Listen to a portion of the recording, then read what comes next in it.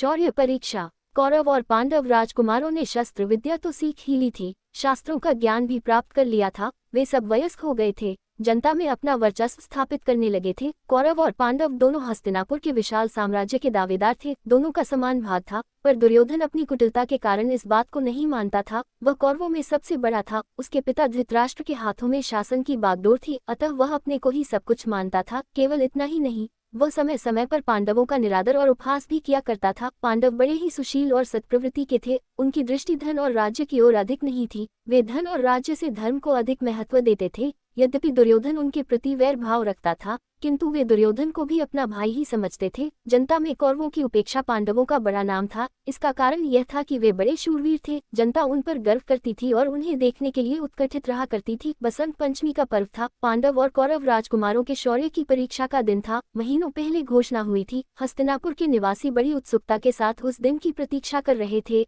हस्तिनापुर के एक विशाल प्रांगण में शौर्य परीक्षा की आयोजना की गई थी। प्रांगण को चारों ओर से बाड़ों के द्वारा घेर दिया गया था। बीच बीच में दर्शकों के बैठने के लिए छोटे बड़े मंच भी बनाए गए थे। राजकुटुंब के सदस्यों और सम्मानित नागरिकों के बैठने के लिए विशेष प्रकार के मंच बनाए गए थे। घेरे हुए मैदान को झंडों, पताकाओं, बंदनवारों और पुष्पमालाओं से सुसज्जित किया गया था। तरह तरह के बाजे और ध्वनियां भी बजाई जा रही थी। सारा मैदान दर्शकों से भरा था। मंचों पर सुसज्जित वेशभूषा में नागरिक और राजकुटुंब के सदस्य बैठे हुए थे। स्त्रियों के मंच पर राजकुटुंब की स्त्रियों के साथ कुंती और गांधारी भी विराजमान थी। साधारण दर्शकों में अधीर भी अपने पुत्र कर्ण के साथ मौजूद था। सबको आंखें मैदान के मध्य भाग की ओर लगी हुई थी। शंख ध्वनि के साथ शौर्य परीक्षा आरंभ हुई। कौरव और पांडव राजकुमार मध्य भाग में पहुंचकर अपना कौशल दिखाने लगे। जब भीम का नाम लिया गया तो करतब ध्वनि की गड़गड़ाहट हो उठी। विशालकाय भीम हाथ में गदा लिए हुई मध्यम भाग में उपस्थित हुआ। वह नंगे बदन था, पीतवर्ण का लंगोट धारण किए हुए था। उसकी बलिष्ठ भुजाएं थीं, चौड़ी छाती थी और तेजो में मुखमंडल था। वह देखने में पर्वत के सदृश मालूम हो रहा था।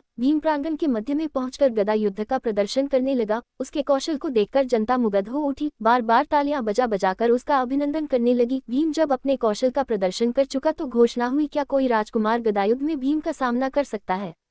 घोषणा होते ही दुर्योधन गदा लिए हुए भीम के सामने जाकर खड़ा हो गया। उसका आकार प्रकार भी भीम के ही समान था। वह लाल रंग का लंगोट धारण किए हुए था। भीम और दुर्योधन में गदायुद्ध होने लगा। दोनों के कौशल को देखकर जनता वाह वाह करने लगी, रह रहकर तालियां बजाने लगी। पहले तो दोनों अपना अपना कौशल दिखाते रहे, पर बाद में उनके भीतर क्रोध पैदा हो गया। दोनों गदा फेंक कर मल्लयुद्ध करने लगे तो द्रोणाचार्य ने आज्ञा देकर उन्हें पृथक करा दिया। यद्यपि निर्णय नहीं हो सका कि दोनों में श्रेष्ठ कौन है, किंतु यह बात तो हुई ही कि दोनों के कौशल को देखकर जनता मुग्ध हो उठी थी। भीम और दुर्योधन के पश्चात अर्जुन के नाम की घोषणा हुई। घोषणा होते ही वह धनुष बाण लेकर प्रांगण के मध्य के उपस्थित हो गया। उसका सुंदर और कांतिमय शरीर था। उसके सिर पर घुंघराले बाल थे। उसके अंग अंग से तेज और शौर्य टपक रहा था। वह भी पीतवर्ण की काचनी काछे हुए था, देखने में इंद्र सा ज्ञात हो रहा था। अर्जुन प्रांगण के मध्य में खड़ा होकर अपना कौशल दिखाने लगा। उसके कौशल को देखकर जनता मुग्ध हो गई। अर्जुन जब अपना कौशल दिखा चुका तो फिर घोषणा हुई, क्या कोई राजकुमार अर्जुन की बराबरी कर सकता है?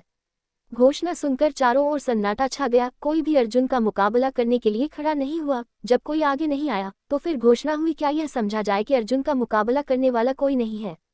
है क्यों नहीं? एक ओर से किसी का कंठ स्वर सुनाई पड़ा और उसके साथ ही एक तेजस्वी युवक एक ओर से निकलकर अर्जुन के सामने जाकर खड़ा हो गया। उसके हाथों में धनुष बाण था। वह सूर्य के समान तेजवान ज्ञात हो रहा था। युवक को देखकर कृपाचार्य बोल उठे, यह तो अधीर सारथी का बेटा कर्ण है। यह अर्जुन का मुकाबला कैसे कर सकता है? यह कोई राजकुमार तो है नहीं। कृपाचार्य के स्वर को सुनकर चारों ओर सन्नाटा छा गया। कुछ क्षणों के पश्चात सहसा कोई बोल उठा, राजकुमार नहीं है तो क्या हुआ, मनुष्य तो है। बोलने वाला स्वयं दुर्योधन था। वह अपने स्थान पर तनकर खड़ा हो गया। कृपाचार्य फिर बोले, किंतु इस शौर्य परीक्षा में राजकुमारों को छोड़कर कोई भाग नहीं ले सकता। दुर्योधन फिर बोला, यदि यह बात है तो मैं अभी कर्ण को राजपद पर प्रतिष्ठित किए देता हूँ। दुर्योधन ने कर्ण के पास जाकर अपने अंगूठे को चीरकर रक्त निकाला। रक्त से कर्ण का तिलक करते हुए उसने कहा, मैं कर्ण को अंग देश का राजा बना रहा हूँ। यह आज से अधीर्त का पुत्र नहीं, अंग देश का राजा है। अंग देश के राजा के रूप में यह अर्जुन का मुकाबला कर सकता है। दुर्योधन की बात को सुनकर भीम उठकर खड़ा हो गया। वह व्यंग भरे स्वर में बोला, कर्ण को अंग देश का राजा तुम कैसे बना सकते हो?